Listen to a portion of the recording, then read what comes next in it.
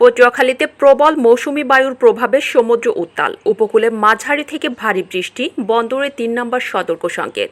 খবর পড়ছি আমি সুমনা আফরোজ।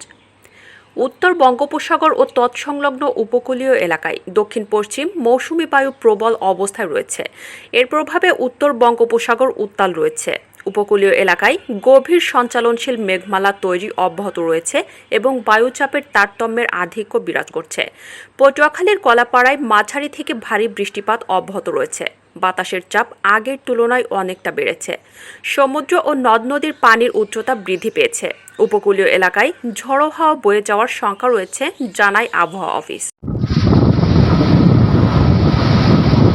তাই পটুয়াখালীর পায়রা, চট্টগ্রাম, কক্সবাজার ও মোংলা সমুদ্র বন্দরকে ৩ নম্বর স্থানীয় সতর্ক সংকেত দেখিয়ে যেতে বলা হয়েছে। সকল মাছ ধরার ট্রলার সমূহকে উপকূলের কাছাকাছি থেকে সাবধানে চলাচল করতে বলা হয়েছে।